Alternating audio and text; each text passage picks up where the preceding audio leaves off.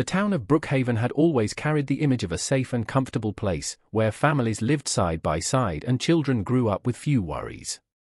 Neighbors trusted each other, schools were small but close-knit, and everyone believed the town was untouched by the dangers that haunted bigger cities.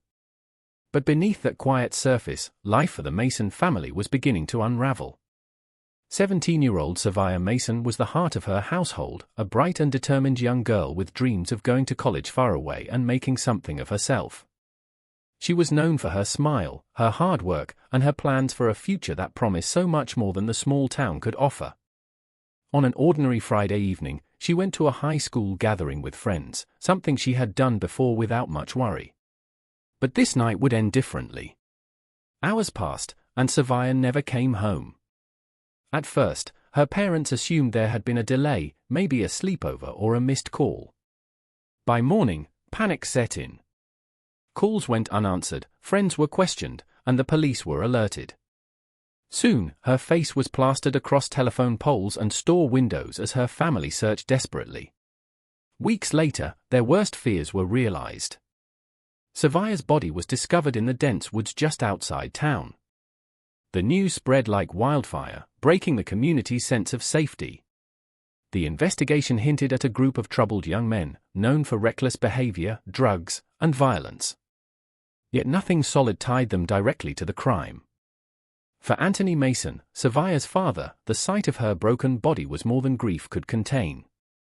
As the community mourned, something began to stir within him, an anger that would not be silenced by sympathy or empty promises of justice. Detectives worked long hours, but their investigation quickly lost momentum. The crime scene offered little solid evidence, and every lead seemed to fall apart as soon as it was uncovered. Witnesses who had been present at the gathering gave inconsistent accounts, while others avoided speaking altogether out of fear.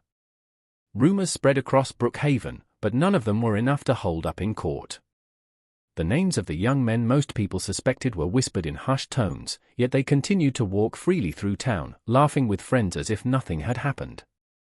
Anthony Mason attended every hearing, each one ending with disappointment. Paperwork delays, technical errors, and a lack of physical proof weakened the case until it felt meaningless. He sat silently in courtrooms, his eyes fixed on the boys who grinned smugly when the judge dismissed charges. To Anthony, it was not just failure, it was betrayal. The system that was meant to protect his daughter's memory had collapsed in front of him. The family's lawyer explained the harsh truth: without stronger evidence, there was almost no chance of conviction. Anthony's wife tried to hold on to hope, clinging to the belief that persistence would eventually bring justice, but Anthony no longer shared her faith. His heart had grown heavy, hardened by anger. Late at night, when the house was quiet, Anthony sat alone with police reports and newspaper clippings spread across the table.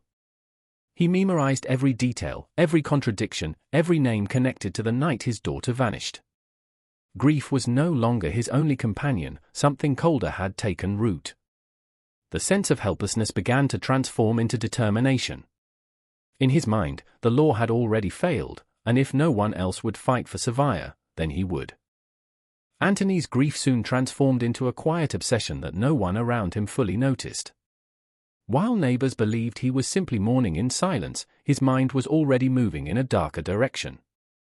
He began to follow the young men he believed were responsible for Savaya's death, carefully watching their movements and learning the details of their lives.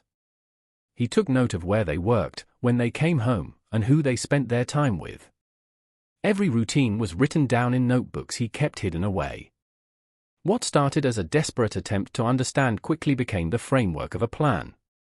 By day, Anthony appeared calm, the grieving father who had withdrawn from public life. He attended church, offered polite nods to neighbors, and gave no indication of the storm building inside him. But as night fell, he slipped into the shadows, driving through back roads, waiting in parking lots, and studying his targets with a level of focus that bordered on terrifying. He purchased supplies slowly, making sure nothing drew attention: heavy rope, plastic sheeting, tools, and locks. To anyone else, they were harmless purchases. To Anthony, they were necessary pieces of preparation. Behind his house stood an old shed that had long gone unused. He cleared it out, repaired its rotting wood, and fitted it with new locks.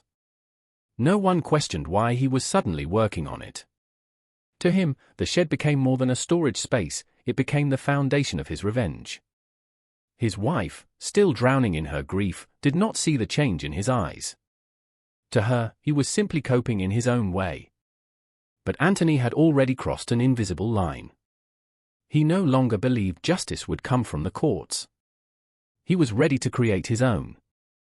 One by one, the young men Anthony had marked began to vanish, their disappearances almost too subtle to notice at first. A car was found abandoned on a dirt road outside town, its engine cold, keys still inside. Another was reported missing after failing to return home from a late-night party. The community whispered, connecting the disappearances to the same group once suspected in Savaya's death, but fear silenced most voices. The police launched scattered searches, but with no clear evidence, their efforts looked disorganized and desperate. What no one realized was that Anthony's plan was unfolding with chilling precision. He did not act recklessly. Every move was deliberate, every step calculated. He lured them by using their own habits against them, offering rides when they were drunk, appearing in places he knew they frequented, or waiting until they were alone and vulnerable. Once in his control, they were taken to the shed he had carefully prepared. Inside, Anthony did not see himself as a murderer but as a judge delivering a verdict. His actions were fueled not by rage in the moment, but by a cold, steady resolve. Each disappearance was, in his mind, another piece of justice that the courts had denied him. He returned to his normal life between acts, mowing his lawn, nodding to neighbors, and keeping his composure while secretly carrying the weight of what he had done. Soon, the whispers in Brookhaven grew louder. The missing were all connected, and fear spread quickly.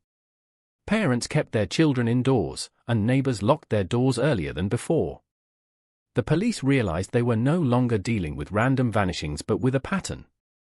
Yet, by the time the pieces began to fit together, Anthony's reckoning had already taken its full, deadly course.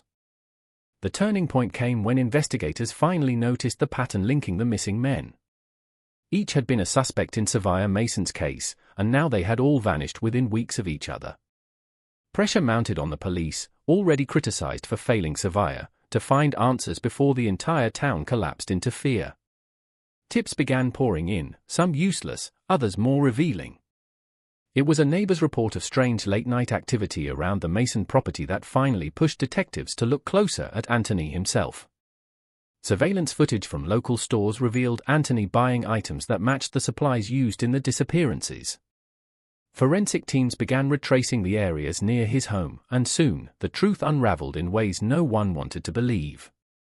A search of the old shed behind his house uncovered chilling evidence, detailed notebooks filled with dates, names, and plans, as if Anthony had been running his own private investigation and carrying out his own sentences. Tools, restraints, and personal belongings of the missing men were all found inside, leaving no room for doubt. When Anthony was arrested, he showed no resistance and no emotion. In court, he did not deny what he had done. He sat still, his face empty, as prosecutors described the chain of events that had led from his daughter's murder to his own transformation into a vigilante killer. To some in Brookhaven, he was a monster who had crossed every moral line. To others, he was the embodiment of a father's love pushed beyond human limits. The trial ended with a guilty verdict, but no sentence could erase the divide left in the community. Savaya's death had destroyed more than a family. It had consumed her father, broken the town's trust in justice, and left behind a story of vengeance that would haunt Brookhaven forever.